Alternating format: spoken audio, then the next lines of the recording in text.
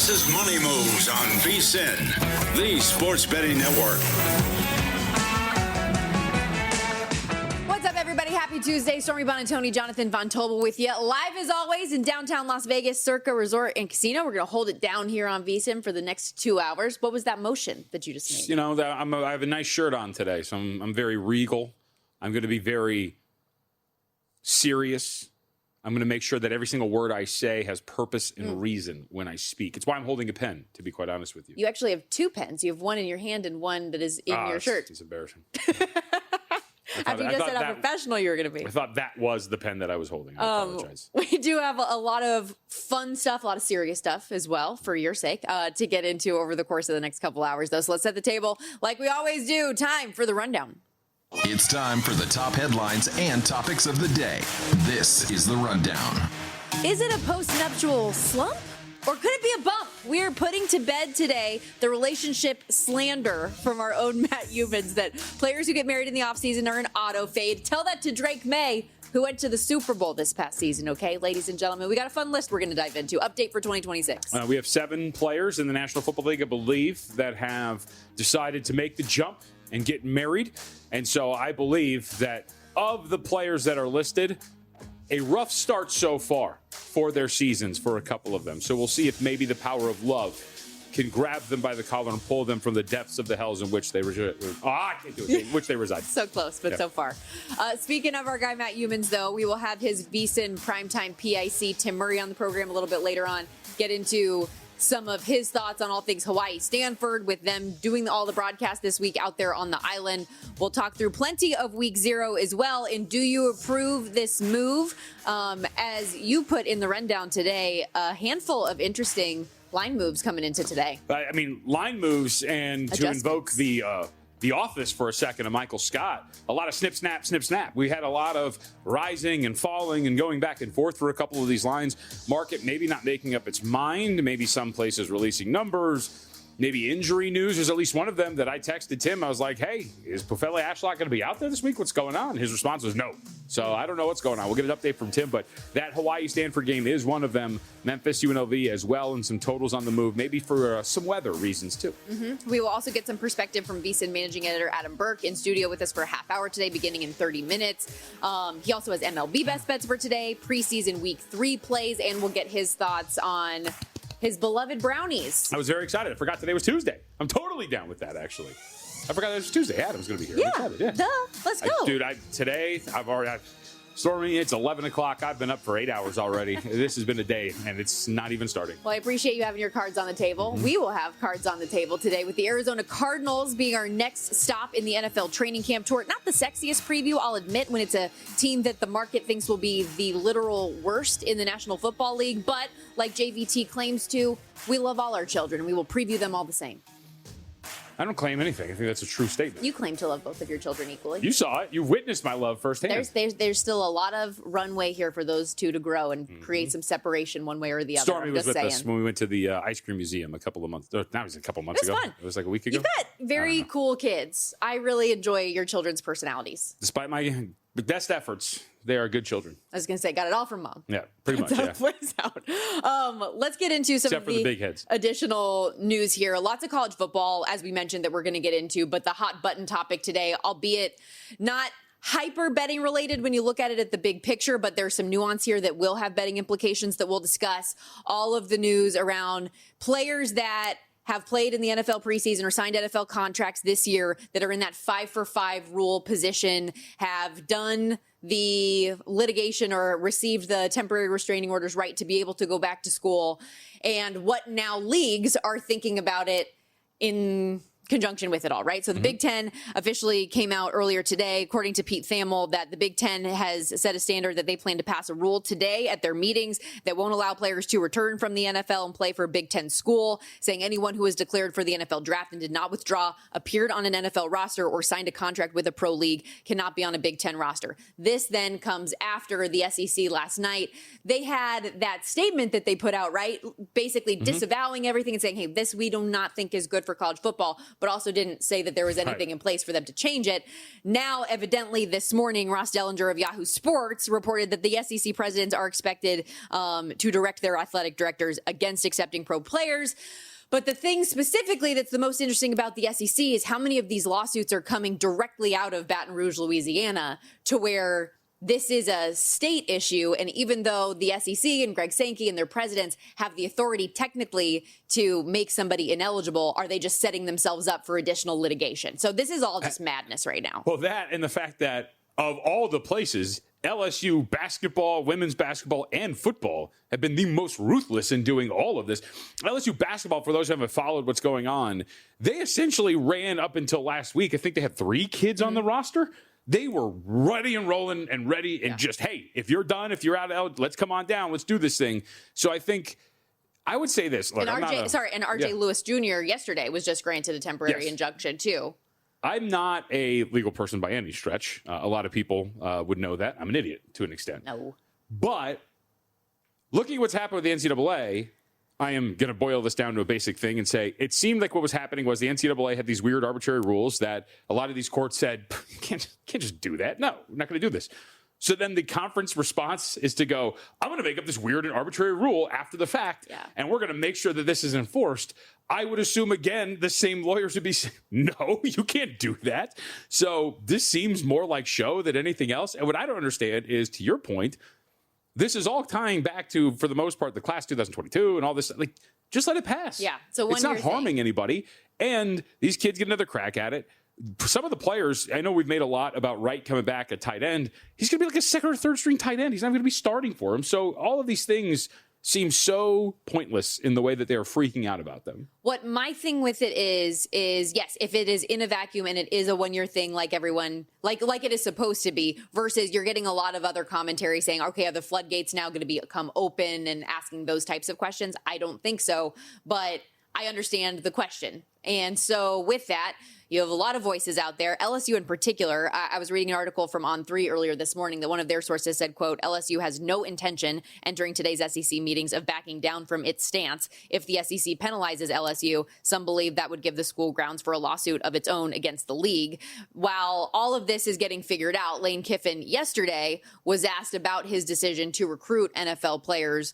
Here is what he had to say on the podium. We have made a decision to recruit some kids around the country. A group of players were granted a 5th year of eligibility around the country in multiple sports. And through them winning their injunction and entry into the portal, they're available to recruit. And so ourselves, like many places around the country, are recruiting them. And at the end of the day, because of these rulings, they're either going to play for you or they're going to play somewhere else around the country. So we've made a decision to recruit them, like probably most people are. So now we'll get to the actual betting implications of this. You mentioned Daquan Wright, former Ole Miss tight end, was with the Browns. He is planning to sign with LSU, as is Xavier Harris, former Ole Miss D tackle who signed with the Saints, and junior Tui Halamaka, former Notre Dame defensive end. Different situation for him, not in an NFL camp, but already had played his 4 years with Notre Dame. With LSU making these additions, do we like LSU more or less? Does it matter? Their win total sitting at 8.5, conference win total 5.5. They're a 9-1 shot in the SEC, 17-1 to win a national championship, and obviously have very high expectations with Lane Kiffin. No, I don't think so. I don't think they were good. That's what I think is so dumb about this. I don't think they were going to get greatly impactful players for LSU.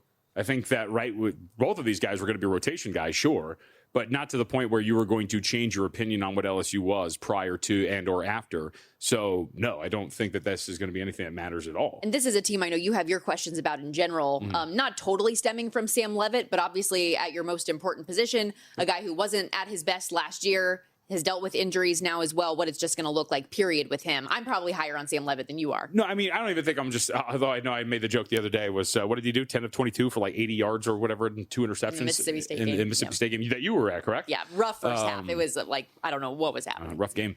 And, how's that fair against SEC talent? I was, being a little tongue-in-cheek there. But I do think that, stuff like this, if like big picture for LSU, if you're zooming out, you're putting together a team of a lot of transfers. You had the best transfer class in 2026. You're kind of building the plane while it's flying to an extent and trying to then hit the ground immediately and achieve big goals, win 9 games, win the SEC, get back to the college football playoff if you're Lane Kiffin after leaving a team that was in the college football playoff and was a drive away from making it into a national championship game. So I don't know how all of this cohesiveness comes together in such a short time. We don't have enough time before the break to play the sound, but I was laughing at some of the comments from Walker Jones, the executive director of the Grove Collective, because we saw the quote going around, but we actually heard the audio yesterday of him talking about the bugs that he believed there were at Ole Miss after Lane Kiffin got the job at LSU and all of the stuff. You had Pete Golding trying to answer questions about it. A little bit crazy. But it got me thinking a little bit about that Week 3 matchup that LSU and Ole Miss are facing off in with one another. Mark your calendars. Just look ahead for what those look-ahead lines are going to be for Week 4, because ultimate trap game situation for both LSU and Ole Miss the following weeks. LSU the next week hosts Texas A&M, Ole Miss at Florida. Yep. Like, look at those. Mark your calendars now. That Florida game especially. I mean, I am somewhat down on Ole Miss, and so you get that big emotional game, and then you go to Florida where a lot of people think there might be some real strong upside there. That's a very tough trip to make. Also, before we hit the break, saw the news this morning, too. I did call me crazy butt yesterday about, hey, can we give a little bit more grace to Arian Carter over there at Tennessee? And apparently cooler heads did prevail. He still is going to face a suspension, but now it's just 1 game in a nothing burger season opener, but he will be ready for an important game potentially against Georgia Tech in Week 2. So the 3-game suspension down to 2. Why does that now, matter to you, evidently, Stormy? according to their athletic director, down to 1. I may or may not be the sideline reporter for that game and would like to talk to Arian Carter. So there you go. We got to take our first time out of the day here on Money Moves, but when we return, Week 0 moves all over the place. We're diving into the why and if we agree.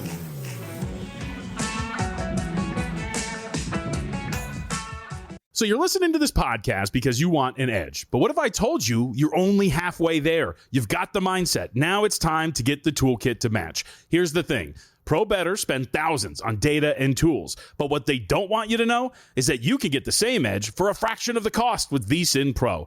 VSiN Pro gives you access to expert picks, public betting data, prop projections, powerful tools, analytics, and more. Just tap the link in the description and see why thousands of bettors are already using VSiN Pro to cash more bets.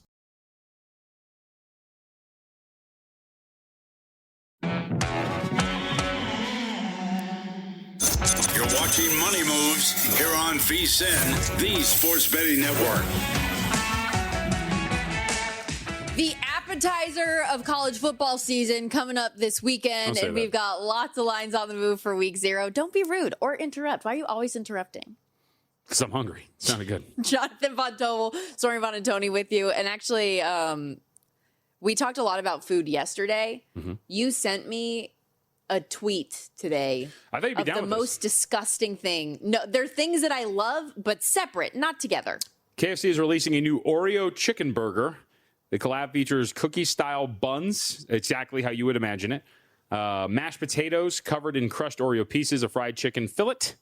Launches in China on August 28th, 3 days. There's not chocolate on it? Those are mashed potatoes? But they're chocolate-infused mashed potatoes. No. What do you mean, No. Who wants have you ever had chocolate-infused mashed potatoes? Have you had Maybe chicken if and it was waffles? a sweet potato. Have you had chicken and waffles? Yes. It's the same concept. It It's is savory and sweet. It might be a same concept, but it's chicken and chocolate. It's the same thing. It's savory and sweet. Strong disagree. It's chicken and waffles, which I had for the first time last year. Put up buffalo sauce and You only had it syrup. for the first time? We did talk about this. I couldn't believe that was your first time. Yeah, but it was good with Frank's Red Hot and the syrup, and it had pickles on top. It was pretty good. It's very good. I want that now. We'll see where else we disagree or agree. So you don't approve? Do you approve this move? Roll it. Jeez, let's go.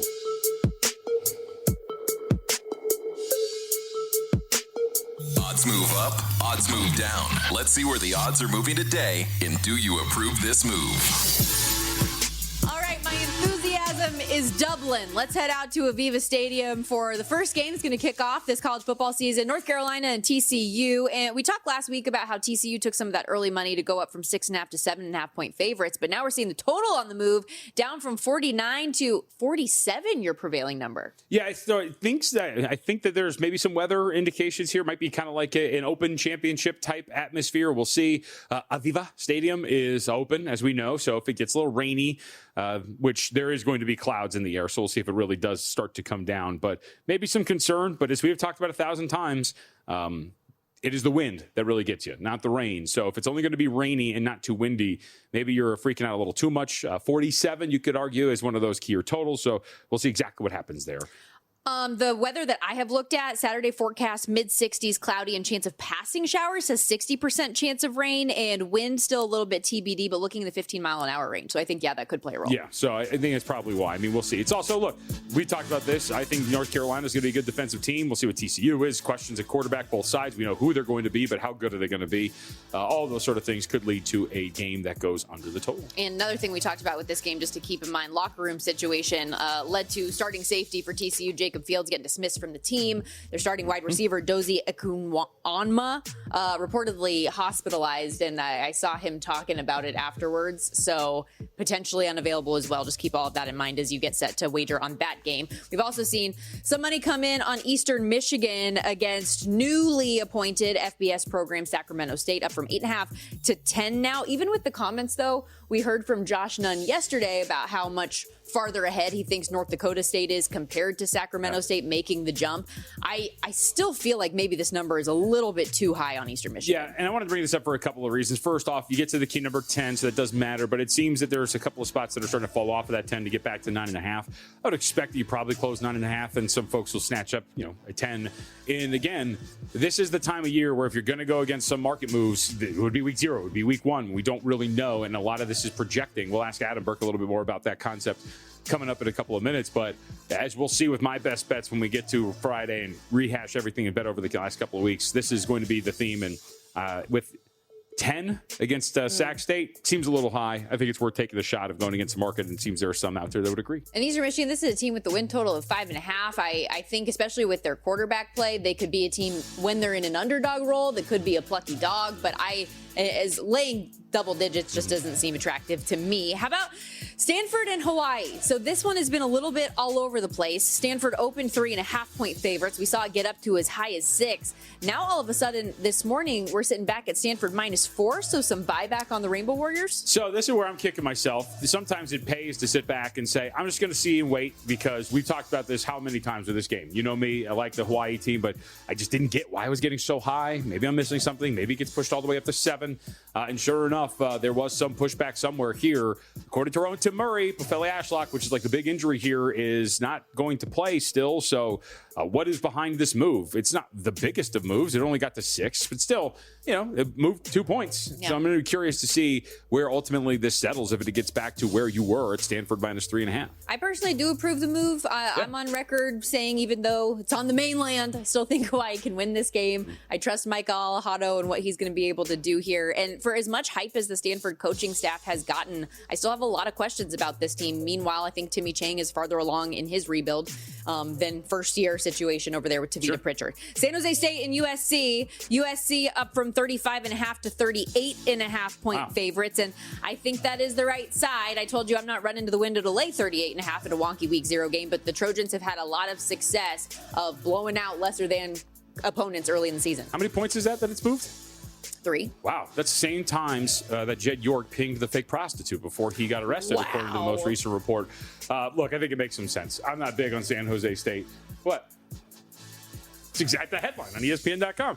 I don't think that Stanford, or should be San Jose State, is going to be in a spot where, I don't know, man. I don't think they're going to be plucky. I know Niumatalolo's done a really good job. And when I wrote about San Jose State in the guide, one of the things that I wrote about was I felt the same way about San Jose State before Niumatalolo's first year, and then they ripped off 7 wins. So I could be wrong here, but I just don't know if they're going to be a very good team. I think it's going to be really bad. And so I think they're in for a beatdown, and I'm with you. I would agree with this, getting this up to 38.5. I don't know how long the starters are going to play for USC, but they are working in a bunch of new wide receivers. So I imagine you want to get Jaden Mayava some time and see what you can do there, even when they take the starters out.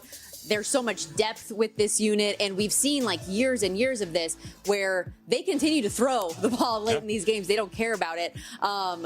USC 5-0, 4-1 ATS in season openers, 6-1 ATS the first 2 weeks of the season in his tenure facing G6 opponents. or what has been a lesser than Stanford unit the last few years. So they get it done. Memphis and UNLV. This is a good litmus test game. We've talked a lot about this week, a potential playoff implication game for the group of 6 team that might get in there. UNLV goes from 3.5-point favorites out to 6.5, a little more buyback down to 5.5. Also seen some movement toward the under, a 3-point swing from 59.5 to 56.5. Oh, another 3. Look, this is a typo on my end. That headline does say pinged. Yep. Yeah, and I know it's like computer pinged. Yes, exactly. But the way you said it Come made me very uncomfortable. Now you all know how Stormy actually thinks. This is a typo on my end, by the way. This should be UNLV minus 4.5. That is actually the predominant number. So we've come down 2 points from that peak of 6.5. But again, I would approve. I mean, we've talked about this the whole time. I didn't really understand the overwhelming confidence in UNLV, at least when it comes to we'll call it like-rated opponent or near like-rated opponent in Memphis. I know a lot of people are making a lot out of Mullen's statements that both quarterbacks are going to play. I perceive that to be, from what both I have seen and heard, that it's more like Alex Orgy's going to have his packages, but Jackson Arnold's going to take a vast majority of the snaps at quarterback. But I think either way, the overwhelming confidence in UNLV that has kind of been out there in the market at times, I think is misplaced. I think it makes more sense that you would come back down. And as we know, Memphis plus 6.5, one of the bets that I have in pocket for week 0. Charles Huff still hasn't formally announced his starting quarterback. They're going to wait until game time. From what I keep reading, it seems like Marcus Stokes from West Florida is going to be the guy, but Aaron Noland, the other player in the competition. Jacksonville State, North Dakota State, under money, 2-point swing, 48.5 to 46.5 of these former FCS foes meeting in the Fargo Dome as FBS teams this year. Yeah, no real read on this. I mean, I like it.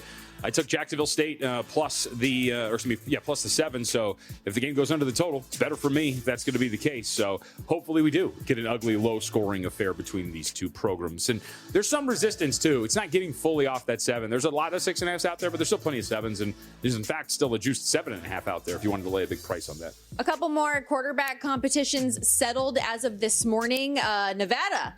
Jeff Choate says Carter Jones will start at quarterback for the Wolfpack's season opener against Western Kentucky, beating out Luke Duncan. Sorry. Yeah, but I was going to give you Sir the Dunk. floor for you to say the man that you have deemed Sir Dunk. I mean, he should be Sir Dunk. I think he's like 6'6". He's giant, obviously, for those who have watched the Night of the Seven Kingdoms. Yeah. I told Shannon Kelly is a local reporter up there at Reno. And when I saw her during Mount West Media Days, and I told her, I need you to pass along the message to somebody in the social media team for Nevada that if Duncan wins the job, he must be referred to as Sir Dunk, and I will take credit for all of that. And she said she would pass along the message. Well, unfortunately, the UCLA transfer is not QB1 to start the year. Meanwhile, out there in Vandy, the Diego Pavia era is over. And with that, many people thought that meant the start of the Jared Curtis area after he was flipped from Georgia. He's the first 5-star quarterback out of high school that Vanderbilt has ever had in program history. He does not win the job to start the season opener. Clark Lee apparently doesn't think he's ready. Senior Blaze Berlowitz getting the nod for the season opener, although Curtis will also play against Austin Peay. We do have a little bit of breaking news, too, coming out of Vandy that Clark Lee, once he was reached out to by Diego Pavia, then changed his mind and went to the young guy. So I'll pull up this tweet. Diego Pavia giving the endorsement to Blaze. Said, well earned. Been watching this king from the start of time at New Mexico State when he took over the championship game at 18 years old and bawled, y'all better stand down. This man, the truth. Diego Pavia said so. Take the over. Can we stop telling each other that we're kings? Enough. Well, he's a short king, so he had to, right? We'll be right back. Adam Burke joining us next for the final half hour of Hour 1. We're already here. Let's go.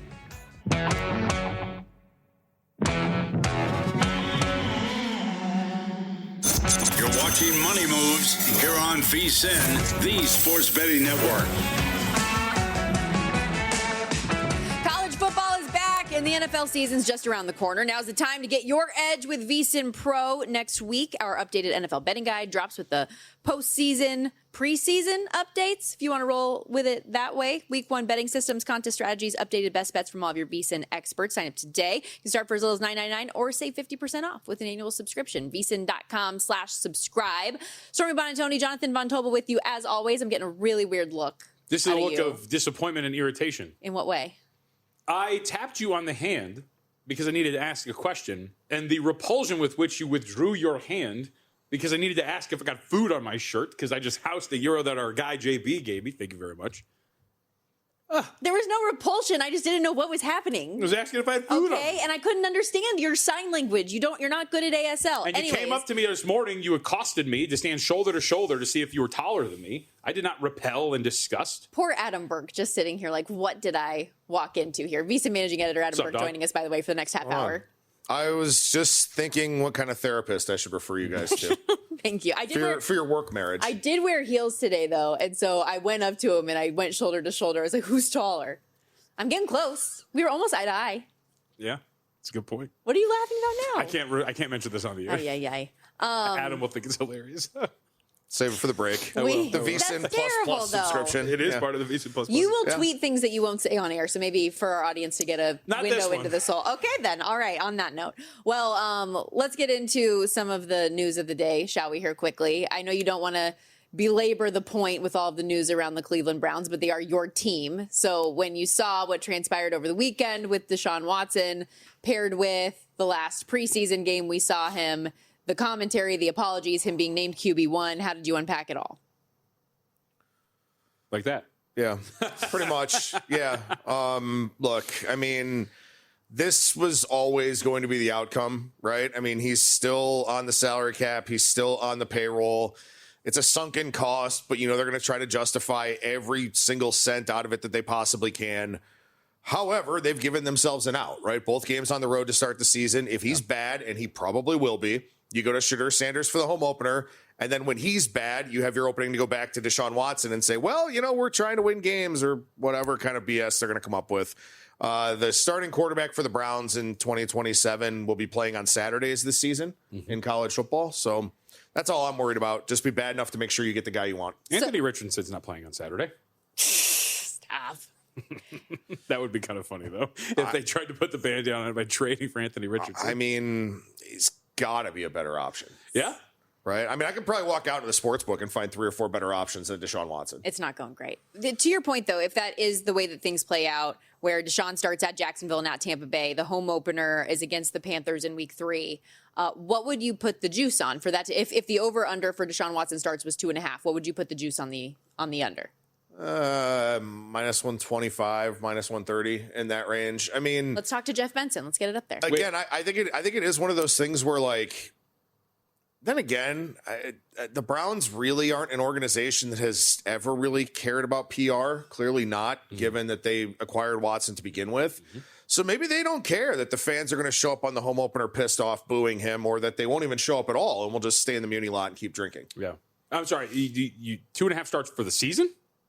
For Shedeur Sanders? Before Watson gets replaced. Yeah. Okay. For Deshaun Watson. Yeah. All right. I wanted to see that. Yeah. Over 2.5 for the full season. Yeah. But 2.5 before Shedeur gets the job. That's why I was like, when you said minus 120, I was like, I'll take that. Yeah. No. But before they make a change. I mean, honestly, I hope Taylor Green just balls out this week. Sure. And they're like, you know what? Yeah, let's just go. Well, that's another thing. Like, how many quarterbacks will we see this year? That should be a prop that gets put up there. We've got all these suggestions. People should really listen to the show and take it into consideration. I kind of think Dylan Gabriel probably gets cut. Say, what about the guy that was drafted before Shedeur? Yeah, He's starting this week, right? I was out with our friend John Goulet at Las Vegas Brewing Company spot down in the Arts District during the NFL draft, during the Friday night, during rounds 2 and 3, and they took Dylan Gabriel, and I just started laughing. Like, why? Like, what's the point? And then, of course, I knew they were going to take Shedeur at some point when he just kept falling like a rock.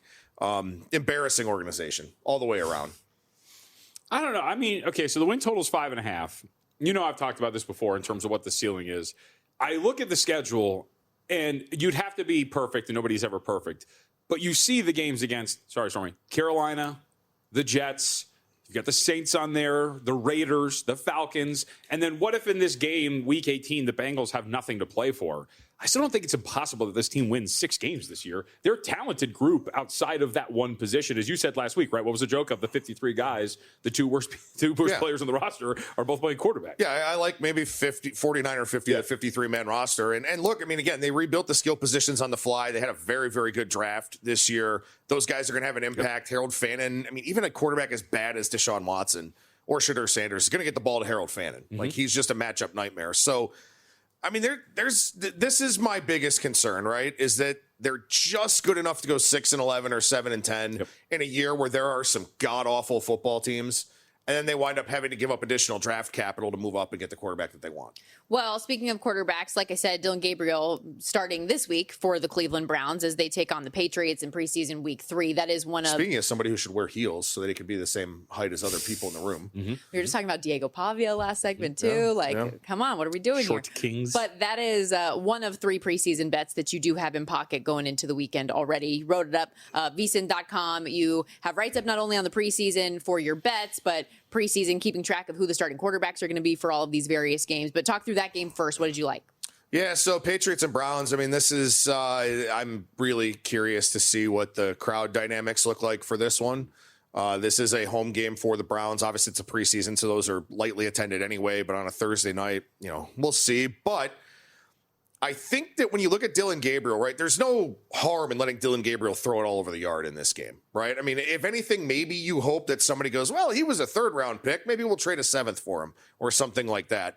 But I also think Taylor Green's a really interesting guy. And anytime he's had the chance to do anything in practice, he's kind of impressed the beat writers that have been there covering the team. So I think maybe the Browns coaching staff tries to drum up a little bit of excitement out of this game.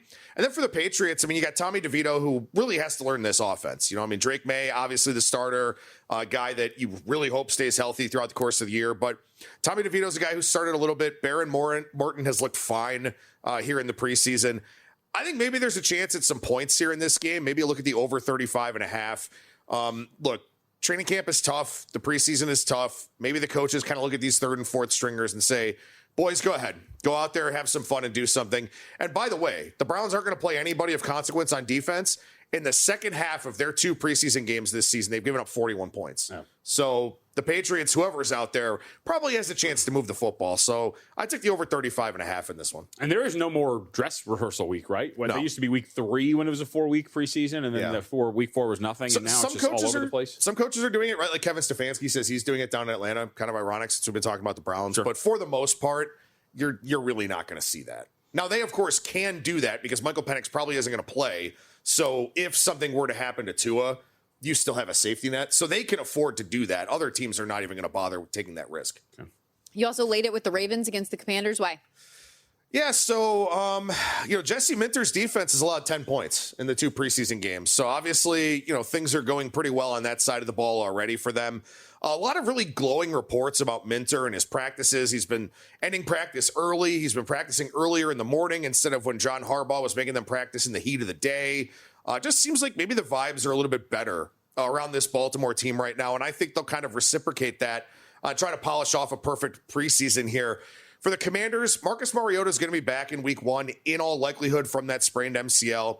So Sam Hartman and Ethan Kaliakmanis are just kind of out there playing, right? Maybe the winner of that competition gets signed to the practice squad.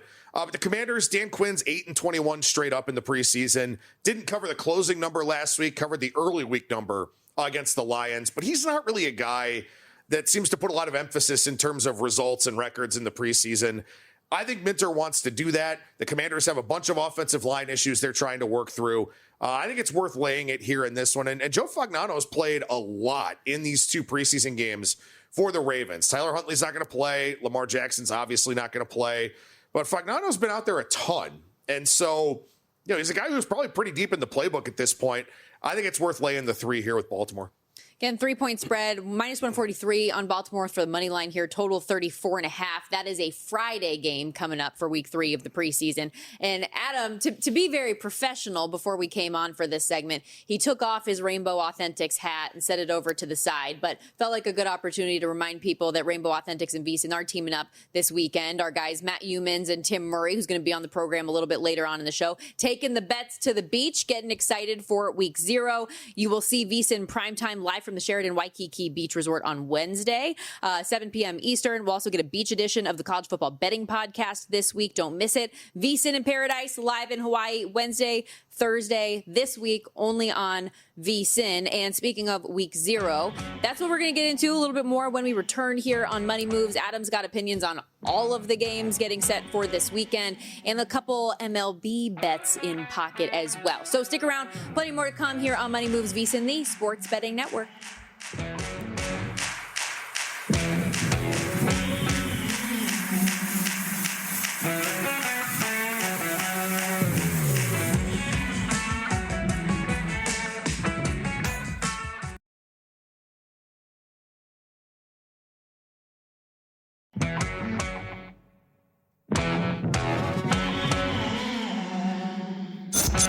Watching Money Moves here on VSiN, the Sports Betting Network. From game-used apparel to autographs and trading cards from your favorite University of Hawaii student athletes, Rainbow Authentics has you covered. Plus, they've got custom gear so you can look your best every game day. Capture the moment, own a piece of history, support Hawaii athletics rooted in community and built on excellence. Rainbow Authentics empowers student athletes and coaches, gives back locally, and proudly celebrates its island roots. You can shop now at rainbowauthentics.com and bring home a real piece of the action. Rainbow Authentics and VSiN, of course, pairing up this week. Looking ahead to week 0, Tim Murray, Matt Euman's going to be out there on the island. We are fortunate to have VSiN's own Adam Burke in studio with us, and I'm sure that's one of several games you got opinions on going into this weekend. What's your gut reaction on the line moves that we've seen with this one in Hawaii and Stanford? Well, first of all, shout out to the Florida State fans that I made very unhappy when I talked about how a program like them should not have Ashton Daniels as the starting quarterback. And then they made fun of my rainbow hat from the College Football Betting Podcast, which is, of course, from our friends at Rainbow Authentics. So shout out to all the Seminoles faithful that had a problem with the hat that had the appearance of a rainbow on it. As far as the line moves for this week go, look, I mean, the Hawaii and Stanford one makes sense to me, right? Until Stanford shows me anything, right? I don't really want to lay a number with them. Again, a lot of turnover. You know, they put a lot of investment into the program, but then I feel like they didn't really improve the roster all that much. Obviously, new coaching staff. We'll see how that all kind of comes together. But, you know, decent amount of continuity for Hawaii, especially with Mike Alejado coming back. I tend to agree with where this line's kind of coming back down to. I have it Stanford -3.5, according to my power ratings. So this is one where I definitely do prefer the Rainbow Warriors side of things. The Memphis and UNLV line move, you know, kind of getting kicked back and forth is really interesting to me. I have UNLV a 5-point favorite in this game, so kind of in between where this number has sort of been dancing around. Like you guys said, it got as high as 6. Now it's kind of come back down a little bit. Fascinating game. Yep. Really, really fascinating game. And look, I mean, I can understand the people who want to back Memphis, right? I mean, what Charles Huff did at Marshall and then what he did at Southern Miss, yeah, with most of, you know, his Marshall roster, but that was a Southern Miss program that was in shambles. I mean, they were terrible. And what he was able to do in his 1 year there was very, very impressive. And now he has a lot more resources at Memphis with all that FedEx money in their NIL collective. So I understand why people are, you know, very interested in Memphis here, but it's also tough not to like UNLV in year 2 with Dan Mullen. So, you know, the quarterback situation is kind of interesting. Maybe he does get something out of Jackson Arnold that nobody else has been able to get out of him. But I love that game. The problem is I think it's a pretty high variance game. I could see UNLV by margin. I could see Memphis by margin, or I could see this one falling very close to the number. So a game that I don't have a bet on, but obviously, you know, I would say certainly the most interesting game of the week, you know, from a betting standpoint and just generally speaking. Yeah, I'm actually personally somewhat surprised that the total's getting knocked down a little bit here because I'm with you. I think this could be a high-scoring game. I've got my questions about Gunther's defense and how UNLV is going to operate there, so we'll see how that looks. I have a question for you because we don't really cover this stuff enough. So you said you made this 5, correct? Yeah.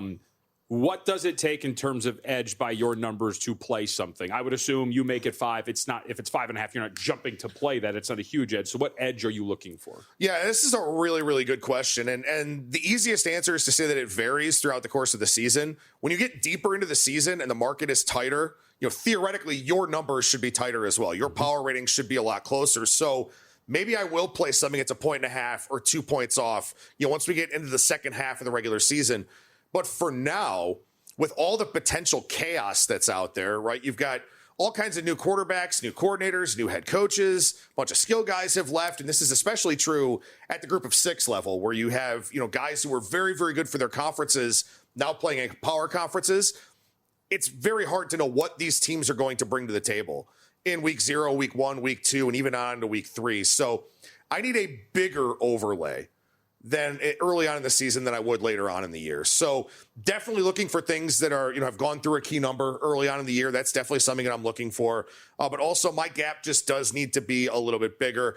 I wish I could give you a concrete answer. It's kind of on a case-by-case basis because the total comes into play here, right? Yep. You know, like if the total's 57.5 or something, that's a game that's going to have a little more variance, probably more possessions. So maybe I need a little bit bigger of a gap. Whereas, you know, for a game that's going to be played in the low 40s, where points are going to be at a premium, possessions might be limited, maybe I don't need as big of a gap in my power ratings. And that's true late in the year, too. but especially true here early on in the season. So, for example, right, like if UNLV, I would need UNLV to probably go down to like 2.5 to feel really comfortable taking them in this game. Similarly, if I could get Memphis at like 7.5, that would be a side I would take. But you're not going to see that kind of line movement on this game. You may see that next week when there's a larger volume of games where the market can kind of dance around a little bit more.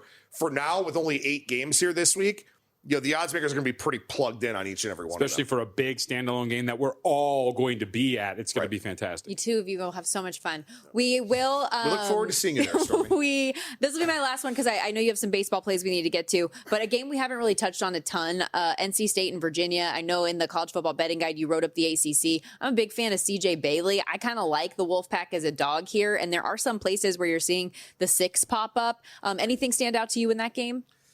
Well, something I think it's important to keep in mind, right? These lines have been up for a long time. And this was a number that was Virginia -2.5, -2 over the summer. This is not line move related. This is because this game was supposed to be played in Brazil. Right. And then, of course, it got moved to Charlottesville. So now Virginia is the favorite. So don't go looking back at the line history and thinking, oh, there's been a big line move in this game. That's not the case. We just had to put home field advantage on Virginia's side of the equation here. This is a tough one, right? Because I think there are a lot of negative regression signs in the profile for Virginia coming off of last season. They were 3-0 in overtime in the regular season. Of course, ironically lose to Duke in overtime in the ACC championship game. But do those regression signs matter when there's so much roster turnover, right? You've got Bo Pribula now the starting quarterback there. 2-time transfer was at Penn State, was at Missouri. Now he's, of course, at Virginia.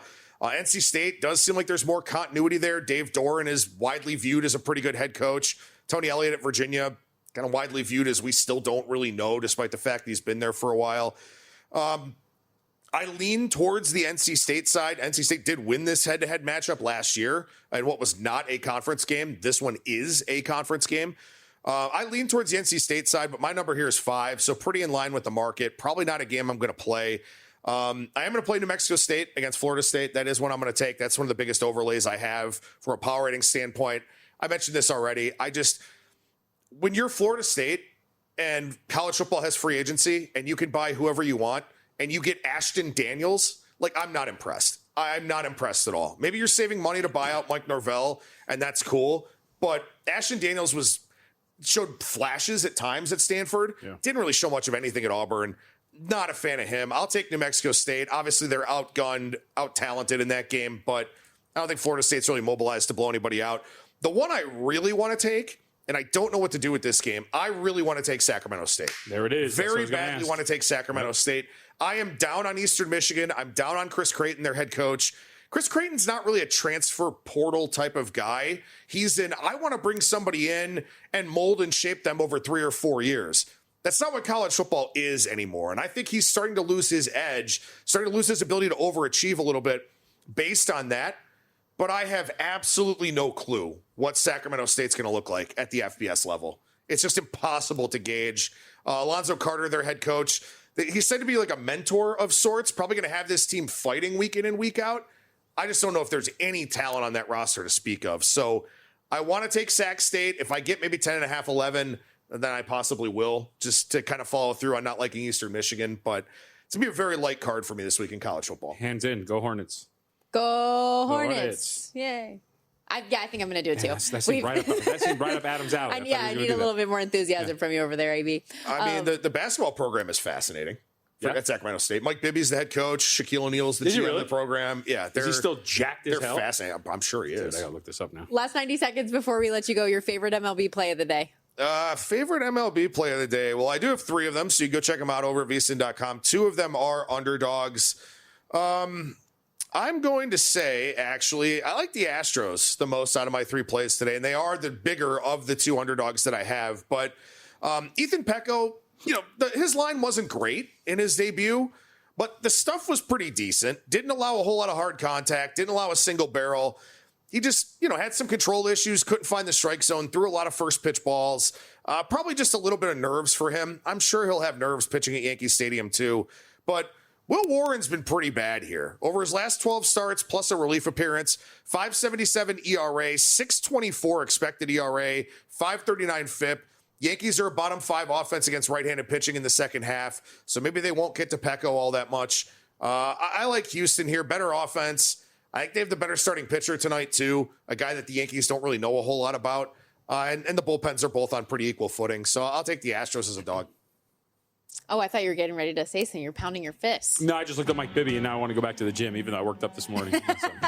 Adam, don't work too hard. You're crushing it. I know you've got a lot on your plate right now, but thanks for all you do. NFL 2.0 betting guide, Monday. So look forward to that over at VSiN.com. Monday. That means we have some writing to do. We'll be right back. Not as much as me. Stick around. Very true. More coming up here on Money Moves. We are breaking down the Arizona Cardinals as the next stop in our NFL training camp tour next.